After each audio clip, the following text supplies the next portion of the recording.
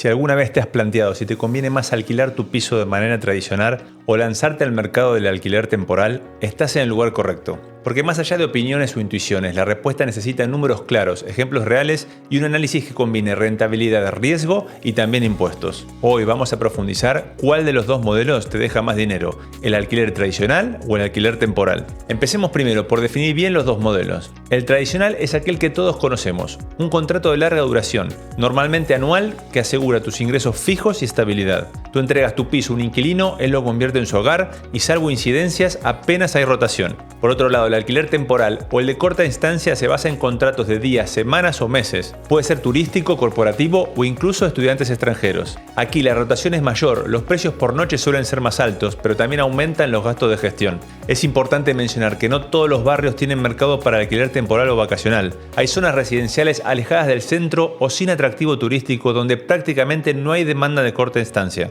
En estos lugares, incluso si intentas alquilarlo temporalmente, la ocupación será mínima o nula y el alquiler tradicional se convierte automáticamente en la opción más rentable y segura. Ahora, pongamos los números sobre la mesa. Imaginemos un piso de 70 metros cuadrados en Madrid céntrico. Bien amueblado, con un alquiler tradicional podrías cobrar alrededor de 1.200 euros al mes, es decir, 14.400 euros al año. Ese dinero es fijo, entra todos los meses y salvo impagos no tiene sorpresas. Si ese mismo piso lo metemos en el mercado temporal y lo alquilamos por día a un precio medio de 100 euros la noche, el potencial máximo sería de 36.500 euros al año si lo alquilaras todos los días. Obviamente eso nunca pasa, lo realista es calcular con una tasa de ocupación del 60 al 70%. Con un 65% de ocupación, por ejemplo, hablamos de 23.700 euros anuales. Ya aquí ves la diferencia, 23.700 frente a 14.400. En bruto, pareciera claro que el alquiler temporal deja más dinero. Pero aquí empieza la parte interesante, que son los gastos. En el alquiler tradicional, el inquilino paga la luz, el agua, el internet, la comunidad y tú apenas te ocupas del impuesto y los mantenimientos básicos. Además, algo clave, el alquiler tradicional se puede ofrecer sin muebles y esto no solo significa un ahorro de equipamiento, sino también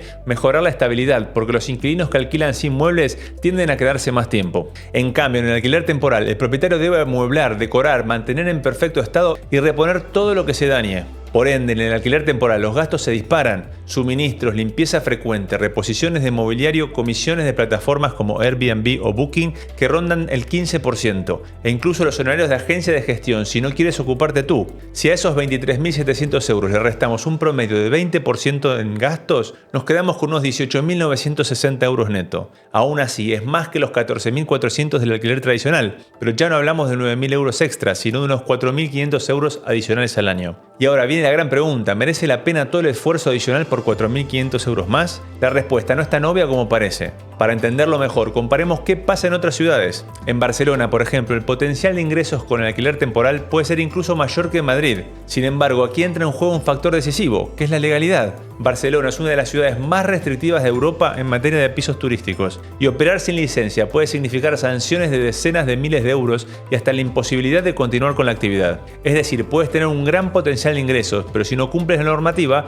el riesgo supera cualquier rentabilidad. En Málaga o en la Costa del Sol, la foto es diferente. La rentabilidad del alquiler temporal puede dispararse en el verano, cuando la ocupación roza el 90%, pero cae en picado en invierno, llegando en algunos meses a un 30%. Aquí el gran desafío es la estacionalidad. En julio y agosto haces caja, pero en enero puede ser que el piso quede vacío. Aún así, la media suele superar al alquiler tradicional, aunque con la incertidumbre de los altibajos. Hasta ahora hemos hablado de rentabilidad bruta y neta en los gastos de gestión, pero falta un factor que también muchos olvidan, que es la fiscalidad. En el alquiler tradicional, en España, los ingresos tributan como rendimientos del capital inmobiliario en el IRPF. Y aquí hay una gran ventaja, si alquilas como vivienda habitual, puedes aplicar una reducción del 60% sobre los beneficios netos. En alquiler temporal, en cambio, esa reducción del 60% no aplica, porque no se considera vivienda habitual. Por lo tanto, los ingresos netos finales suelen ser más equilibrados de lo que parece a simple vista. También hay que hablar de un desgaste del inmueble. Un inquilino de larga distancia cuida el piso como su hogar, mientras que los huéspedes temporales tienen menos apego y el desgaste suele ser mayor, más pintura, más muebles rotos, más pequeños desperfectos. Ese coste oculto en el largo plazo puede comerse parte de la rentabilidad. Por último, pensemos en el riesgo y la tranquilidad. El alquiler tradicional es como tener un empleo fijo. Cobras lo mismo todos los meses, sin altibajos. En cambio, el temporal es como emprender. Tienes mayor potencial de beneficio, pero también más estrés, más horas invertidas y más incertidumbre. Para alguien con hipoteca que necesita cubrir una cuota fija, la tranquilidad del alquiler tradicional puede ser más valiosa que los 4.000 o 5.000 extra que te deja el temporal. Ahora bien, para inversores que diversifican, que tienen varios pisos y pueden delegar en agencias, el temporal sí puede convertirse en una máquina de ingresos muy potente, sobre todo si el objetivo es maximizar rentabilidad bruta de cara a reinversión o valoraciones bancarias. Entonces, en resumen, ¿cuál deja más dinero? Los números muestran que el alquiler temporal en condiciones ideales y con buena gestión suelen superar al tradicional. Pero cuando incorporamos fiscalidad, desgaste, regulación, disponibilidad de mercado y valor de la tranquilidad, la respuesta no es tan obvia. Para muchos propietarios, la estabilidad del alquiler tradicional puede ser más rentable psicológicamente,